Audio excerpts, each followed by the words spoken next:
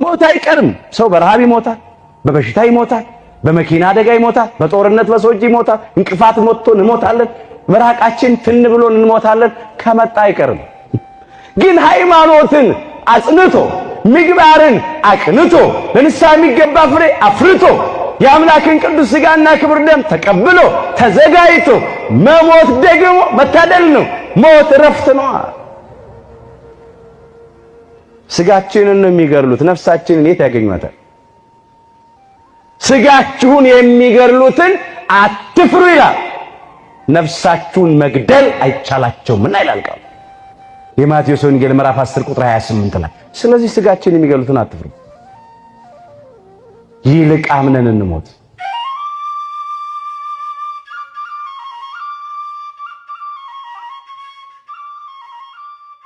የመምህር ዘላለም ወንድሙ ድንገተኛ እረፍት መላው ምዕመናን በድንጋጤ በሐዘን ማዕበል ውስጥ ዘፍቆታል። መምህር ዘላለም ወንድሙ በስብከታቸው የመንፈስ ምግብን የሚመግቡን ብቻ ሳይሆን በኑሯቸው ወንጌልን ተረጉመው ያሳዩን የዘመናችን የቅንነት አምባሳደር ነበሩ። ከ15 ዓመት በፊት በባዕድ ሀገር የሚገኙ አገልጋዮችን ተበትነው እንዳይቀሩ የአገልጋዮች አንድነት ማህበር እንዲመሰረት ሐሳቡን በማመንጨትና ግንባር ቀደም በመሆን የሚሰሩት ሥራ ዛሬም በጉልህ ይነበባል። መምህሩ ድልድይ እንጂ ግንብ አልነበሩም። አገልጋዮች የሚያቀርቡ እንጂ የሚያለያዩ አልነበሩም። የቅርብ አገልግሎት አጋሮቻቸው በእንባ ታጅበው እንደሚመሰክሩላቸው ከሆነ ብዙ ተራራዎችን አብረን ወጣን፣ በአንተ ላይ ግን አንዲት ክፉ ነገር አይቼ አላውቅም። ይህ ምስክርነት መምህሩ በመድረክ ላይ የሰበኩትን ፍቅር በመድረክ ጀርባ በሕይወታቸው የኖሩት የልብ ሰው መሆናቸውን ያረጋግጣል። ለመምህር ዘላለም ወንድሙ ክርስትና ንግግር ሳይሆን ተግባር፣ ስብከት ሳይሆን ሕይወት ነበረች። ለደብረ ከርቤ ግሸን ማርያም የነበራቸው ፍቅርና ጥልቅ መንፈሳዊ ቁርኝት እጅግ ልዩ ነበር። ዛሬ ወዳጆቻቸውና መንፈሳዊ ልጆቻቸው ስትሰብከው የኖርከው የጽድቅ አምላክ በቀኙ ያኑርህ፣ የምትወዳትና የገጠምክላት የግሸኗ እመቤት በብርሃን እጆቿ ትቀበልህ እያሉ በምሬት ይጸልያሉ። ቤተ ክርስቲያን አንድ ትልቅ የብርሃን ምሰሶ፣ ምዕመን፣ አባት፣ አገልጋዮች፣ ታማኝ ጓደኛ አጥተዋል። ለመምህር ዘላለም ወንድሙ ቤተሰቦች፣ ልብ ወዳጆች፣ ለመላው የቤተ ክርስቲያን ልጆች እግዚአብሔር አምላክ መጽናናት እንዲሰጥ እንመኛለን። የተከበራችሁ የሚዲያችን ተከታታዮች በመምህር ዘላለም ወንድሙ ሚዲያችን እጅግ ጥልቅ ሐዘን ይሰማዋል። ብፁዕ ጠቅላይ ስራ አስኪያጅ የመንበረ ፓትርያርክ ጠቅላይ ቤተ ክህነት ዋና ስራ አስኪያጅ ብፁዕ አቡነ ሳዊሮስ እንዲሁም የደቡብ አፍሪካ ሀገረ ስብከት ሊቀ ጳጳስ ብፁዕ አቡነ ሄኖክ የመምህር ዘላለም ወንድሙን ህልፈት ምክንያት በማድረግ ሐዘናቸውን ገልጸዋል። ይህንንም የሐዘን መግለጫ በተከታይነት ወደ እናንተ የምናደርስ ይሆናል።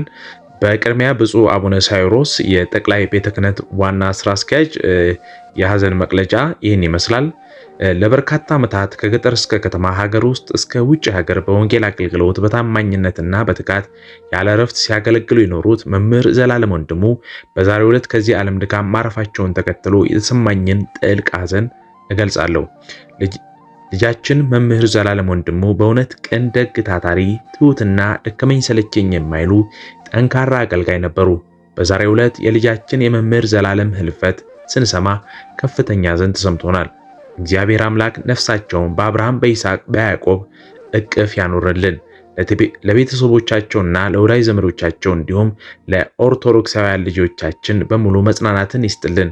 አባ ሳዊሮስ የጠቅላይ ቤተ ክህነት ዋና ስራ አስኪያጅ የደቡብ ምዕራብና የሸገር ሀገረ ስብከት ሊቀ ጳጳስ የካቲት 29 ቀን 2018 ዓ.ም አዲስ አበባ ኢትዮጵያ። በመቀጠል ብፁዕ አቡነ ሄኖክ በኢትዮጵያ ኦርቶዶክስ ተዋሕዶ ቤተክርስቲያን የምዕራብና ደቡብ አፍሪካ ሊቀ ጳጳስ በመምህር ዘላለም ወንድሙ ዕረፍት ነፍስ የተሰማቸውን ሐዘን ገልጸዋል። ሙሉ የሐዘን መግለጫውን እንደሚከተለው አቀርብላችኋለሁ። ወኢይትነስኡ ሙታን መቅደመ እለ ሞቱ በሃይማኖተ ክርስቶስ፣ በክርስቶስ የሚሞቱም አስቀድመው ይነሳሉ። አንደኛ ተሰሎንቄ ምዕራፍ 4 ከቁጥር 16። የመምህር ዘላለም ወንድሙን ዕረፍት የሰማነው በታላቅ ሐዘን ነው። የኢትዮጵያ ኦርቶዶክስ ተዋሕዶ ቤተክርስቲያን ካሏት እንቁ የወንጌል መምህራን መካከል ግንባር ቀደም የሆነው መምህር ዘላለም ወንድሙ በቃሉ ብቻ ሳይሆን በሕይወቱም ጭምር ወንጌልን ሕይወት አድርጎ የኖረ ወንድም ነው። መምህር ዘላለም ወንድሙ የመንግስቱን ወንጌል ከገጠር እስከ ከተማ ከሀገር ውስጥ እስከ ባህር ማዶ የሰበከ ለአገልግሎት የማይደክም ለቤተ ክርስቲያን የሚቀና ለሰዎች አብነት የሚሆን የበጎ ሥራ ባለቤት የእግዚአብሔርን ትእዛዝ ፈጻሚ በሁሉ ዘንድ የተወደደ ጸጋ እግዚአብሔር የበዛለት ሐዋርያ ነበር። ለእለ ሕይወት ክርስቶስ ሞትም ጥቅም ነውና እንዳለ ቅዱስ ጳውሎስ መምህር ዘላለም ወንድሙን ሁሉ ሲሰብከው ከኖረው አምላኩ ጋር ሕይወት ስላለው ሞትን መሻገርና መጠቀሚያ አድርጎ ለዘላለም ረፍትና ሕይወት ተጠርቶ መንገዱን ከአባቶቻችን ጋር ወደ ላይ አድርጓል። ከምንም በላይ ሊያጽናናን የሚገባው ነገር በመበስበስ ይዘራል፣ በማልበስ ይነሳል፣ በውርደት ይዘራል፣ በክብር ይነሳል በተባለው የሐዋርያው ቃል መሰረት የመምህር ዘላለም መጠራት ለክብር ትንሣኤ በመሆኑ ነው። ለመላው ኦርቶዶክሳውያን፣ ለመምህር ዘላለም ቤተሰቦች፣ ወዳጆች፣ ዘመዶች ሁሉ ጌታ አጽናኝ ቅዱስ መንፈስ እንዲልክ እየተመኘው የወንድማችን ወልደ ሰማዕት ነፍስ በአብርሃም በይስሐቅ በያዕቆብ እቅፍ ያሳርፍልን። አባ ሄኖክ ሊቀ ጳጳስ ይላል። የተከበራችሁ ተመልካቾቻችን እኛም በመምህር ዘላለም ወንድሙ ሞት የተሰማንን ጥልቅ ሐዘን እየገለጽን ለመላው ኦርቶዶክሳውያን እንዲሁም ለቤተሰቡ መጽናናትን እንዲያድልልን እንመኛለን። በተከታይ የመምህር ዘላለም ወንድሙን ትምህርቶች እና በተለያዩ ጊዜ ያስተላልፋቸው መልእክቶች ወደ እናንተ የምናደርስ ይሆናል። ቻናላችንን ሰብስክራይብ በማድረግ እንዲሁም የደወል ምልክቷን በመጫን ቤተሰብ እንድትሆኑ በአክብሮት እንጋብዛለን። ሰላም እግዚአብሔር ከሁላችን ጋር ይሁን። በግ በየዋህነቱ እንደሚሸለት እንደሚታረድ አምላካችን ጌታችን መድኃኒታችን ኢየሱስ ክርስቶስም በየዋህነት በሸላቾቹ ፊት ዝም ብሎ ቆመ። ሰቅለው የሚገሉትን ተከትሎ መስቀል ተሸክሞ ተጓዘ። ለመታረድ እንደሚነዳ ጠቦት ይላል። በሸላቾቹም ፊት ዝም እንደሚል በግ እንዲሁ አፉን አልከፈተም ይላል ትንቢተ ኢሳይያስ ምዕራፍ 53 ቁጥር 7 ላይ ስለ አምላካችን ስለ ጌታችን ስለ መድኃኒታችን ስለ ኢየሱስ ክርስቶስ መከራ መስቀል ነቢየ እግዚአብሔር ቅዱስ ኢሳይያስ አስቀድሞ በትንቢት የተናገረው ቃል ነው። እስቲ ከኔ ጋር በሉ፣ ለመታረድ በሉ። እንደሚነዳ ጠቦት በሸላቾቹም ፊት ዝም እንደሚል በግ እንዲሁ አፉን አልከፈተም። እንዲህ ተብሎ ነው የተነገረለት። በግ በሸላቾቹ ፊት ዝም ብሎ ነው የሚቆመው። አምላካችን ጌታችን መድኃኒታችን ኢየሱስ ክርስቶስም ልብሱን ሲገፉት ዝም አለ። ቀሚሱ እጀ ጠባቡ አንድ ወጥ ነበረች። ሲያወልቁበት እርቃኑን ሲያውሉት ዝም አለ። ሰቅለው ሊገሉት መስቀል አሸክመው እያንገላቱ ወደ ቀራንዮ ኮረብታ ሲወስዱት ዝም ብሎ ተከተላቸው። አስቀድሞ በክቡር ዳዊት የተነገረው ቃል እንዲፈጸም ልብሶቼን ለራሳቸው ተከፋፈሉ አለ። በቀሚሴም ላይ ዕጣ ተጣጣሉ አለ። የዳዊት መዝሙር 21 ቁጥር 18 ላይ ይሄን የተፈጸመው።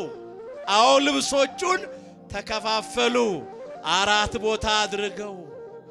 በቀሚሱ ላይም ዕጣ ተጣጣሉ። እጀ ጠባቧ አንድ ወጥ ስለነበረች ይህንስ አንቀዳትም ብለው ዕጣ ብለው ዕጣ ጥለው ወሰዷት። እርሱን እርቃኑን ሰቅለው ገደሉት። የዋህነቱን ሲያይ በግ አለው። ወገኖቼ የተራቆትነውን ጸጋችንን መልሶ ሊያለብሰን ስለኛ ተራቆተ። ሊያከብረን ተዋረደ። ሊፈውሰን ቆሰለ። ከችንካር ሊያላቅቀን ተቸነከረ። ጣፋጩን ሊያጠጣን ሐሞትና ከርቤ መራራውን ቀመሰ። የሕይወት አክሊል ሊያቀዳጀን የሸዋ አክሊል ተደፋበት። እየቆሰለ የፈወሰን እየተዋረደ ያከበረን እርቃኑን ውሎ ጸጋውን ያለበሰን አምላካችን ጌታችን መድኃኒታችን ኢየሱስ ክርስቶስ ምን ከፍለው ምንም ነገር ስለሌለ ክብርና ምስጋና ይግባው። በደንብ አድርገን እናመስግን። የዋህነቱን ሲያይ በጋለው ከኔ ተማሩ አለ። እኔ የዋህ በልቤም ትሁት ነኝና አለ። የማቴዎስ ወንጌል ምዕራፍ 11 ቁጥር 29 ላይ እስቲ ከኔ ጋር በሉ፣ ከኔ በሉ ተማሩ እኔ የዋህ በልቤም ትሁት ነኝና። ይሄው ከቃል ይልቅ ተግባር ይሰብካል። ትህትናውን በትህትና ከጽንሰት አንስቶ እስከ ስቅለት ድረስ ተጉዞ አሳየ። የዋህነቱን ልብሱ ተገፎ እርቃኑን ውሎ በዕለተ ዓርብ በቀራንዮ መስቀል ላይ ተሰቅሎ የዋህነቱን አሳየ። ከቃል ይልቅ ተግባር ይሰብካል። ከኔ ተማሩ በቃል ብቻ አይደለም የሰበከው። ከኔ ተማሩ እኔ የዋህ በልቤም ትሁት ነኝ አለ። እንደዚህ የዋህነትን አምላካችን እግዚአብሔር ለሁላችንም በቸርነቱ ያድለን። ሁሉን አዋቂ አምላክ እኮ ነው። በየዋህነት ግን ልብሱን ሲገፉት፣ ቀሚሱን ሲያወልቁ፣ አይኑን በጨርቅ ሸፍነው ሲዘብቱበት፣ ራሱን በመቃ ሲደበድቡት፣ ምራቃቸውን ጢቅ እያሉ ሲተፉበት፣ ስጋው አልቆ አጥንቱ በረዶ እስኪመስል ደሙ እየነጠበ ሲገርፉት ዝም አለ። ይሄ የዋህነቱ ነው። ሚገርም ዝምታ ነው። በየዋህነቱ ነው ያደረገው።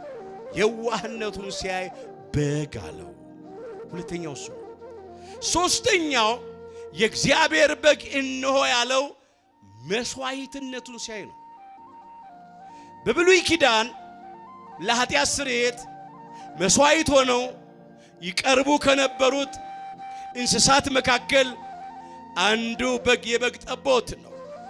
የሐዲስ ኪዳኑ መስዋዕት ግን አምላካችን ጌታችን መድኃኒታችን ኢየሱስ ክርስቶስ ነው።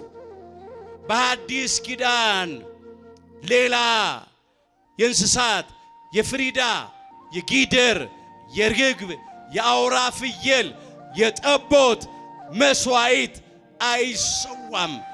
መስዋዕቱ አምላካችን ጌታችን መድኃኒታችን ኢየሱስ ክርስቶስ ነው። ይህን ሲያይ ነው ነዋ በጊኡ ለእግዚአብሔር ዘያትት ወያሴስል ኃጢአት ዓለም ብሎ ያነሳው። የዓለምን ኃጢአት የሚያስወግድና የሚያስተሰሪ የእግዚአብሔር በግ እነሆ ያለው። እስቲ በሉ ከኔ ጋር ኢየሱስ ደግሞ በሉ በገዛ ደሙ ሕዝቡን እንዲቀድስ ከበር ውጪ መከራን ተቀበለ።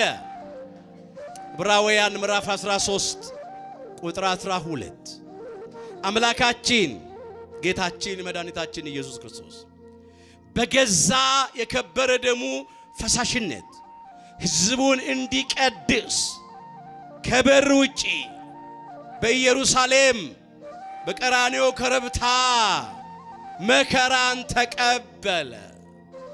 በከበረ ደሙ ፈሳሽነት አከበረን።